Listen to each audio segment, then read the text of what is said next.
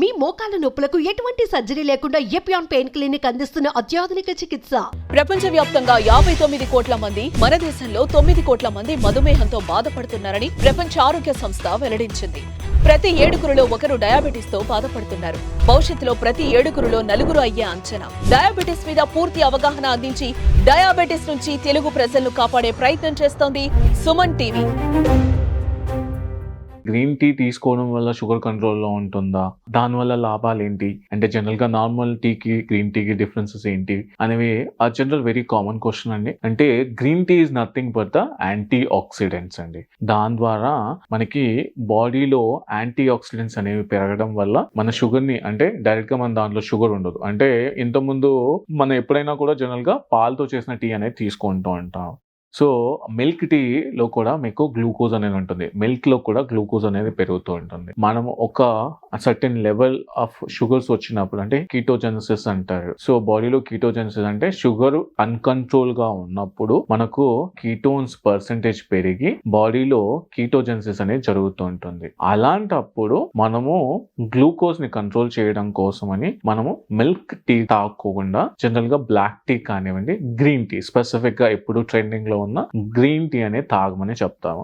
అంటే గ్రీన్ టీలో డైరెక్ట్ గా గ్లూకోజ్ కాకుండా మనకి యాంటీ ఆక్సిడెంట్స్, యాంటీ ఫ్లేవనాయిడ్స్ రావడం వల్ల మన బాడీలో ఇమ్యూనిటీని పెంచుతూ షుగర్ ని కంట్రోల్ చేస్తూ ఉంటుందండి. ఈ గ్రీన్ టీ కూడా ఎన్నిసార్లు తాగొచ్చు, ఎంత రిక్వైర్మెంట్ అనేది ఉంటుంది అంటే జనరల్ గా గ్రీన్ టీ అనేది 1 నుంచి 2 సార్లు తాగొచ్చు అండి. లేదు అంటే మనం ఎక్కువగా గ్రీన్ టీ తీసుకున్నా కూడా మన బాడీలో యాంటీ ఆక్సిడెంట్స్ పెరిగి ఆక్సిడేటివ్ స్ట్రెస్ అనేది జరుగుతుంది. అంటే బాడీలో టిష్యూస్ పైన ఎఫెక్ట్ పెరిగి మళ్ళీ డ్యామేజ్ అనేది ఎక్కువ జరగడం అనేది జరుగుతుంది. ఆక్సిడేటివ్ స్ట్రెస్ అంటారు దాన్ని క్లినికల్ గా. సో కాబట్టి దానికి కూడా మితంగా తీసుకోవాలి. అది కూడా రోజులో 2 సార్లు 3 సార్లు.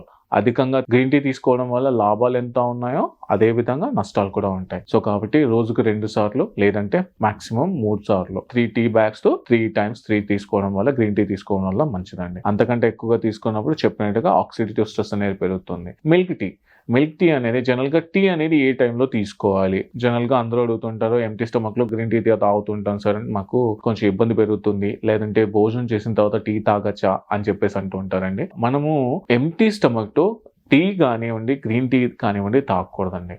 ఎంటీ స్టమక్ కాకుండా వాటర్ తాగి కానివ్వండి, లేకపోతే కొంచెం ఏదైనా తీసుకున్న తర్వాత టీ తాగాలి. ఎందుకు అంటే మన బాడీ ఎంటీ స్టమక్ తో ఉన్నప్పుడు మనం డైరెక్ట్ గా యాంటీ ఆక్సిడెంట్స్ అని కానివ్వండి, లేకపోతే మిల్క్ కానివ్వండి వేసినప్పుడు అది మనకి గ్యాస్ట్రైటిస్ లాంటి సిమ్టమ్స్ పెరిగి గ్యాస్ట్రైటిస్ అనేది జరిగే అవకాశం ఎక్కువగా ఉంటుంది. సో కాబట్టి ఎంటీ స్టమక్ తో కాకుండా మనము ఏదైనా కొద్దిగా తీసుకున్న తర్వాత కానివ్వండి, ఎర్లీ మార్నింగ్ లేచిన తర్వాత 1 గ్లాస్ లేదా 2 గ్లాస్ వాటర్ తాగి కానివ్వండి గ్రీన్ టీ తీసుకోవడం మంచిది, లేదంటే టీ తీసుకోవడం మంచిది. సో గ్రీన్ టీకి పాల టీకి డిఫరెన్స్ ఏంటి? సో పాలు అనేవి nothing but the again energy source. మనం జనరల్గా ఎక్కువగా స్ట్రెస్ అయినప్పుడు కానివ్వండి, లేకపోతే ఎక్కువగా ఆలోచిస్తున్నప్పుడు కానివ్వండి, సాచురేట్ అయినప్పుడు కానివ్వండి, ఇమ్మీడియట్గా యాక్టివేట్ అవ్వడం కోసం అనేది తీసుకునే ఒక పానీయం అంటే ఒక drink. That is nothing but the tea or a green tea.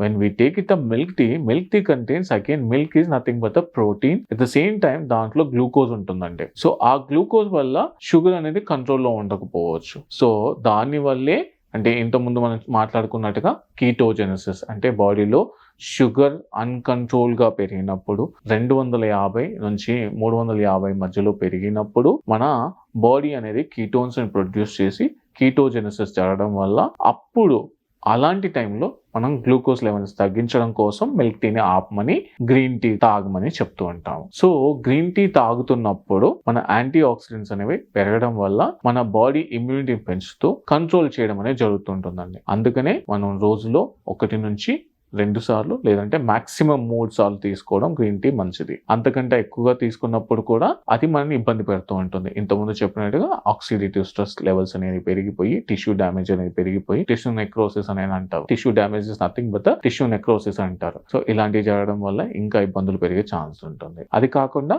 పాల టీ తీసుకోవడము 1 నుంచి 2 సార్లు తీసుకోవడం మంచిదండి. అలా తీసుకోవడం వల్ల మనకి బెనిఫిట్స్ ఉంటాయి.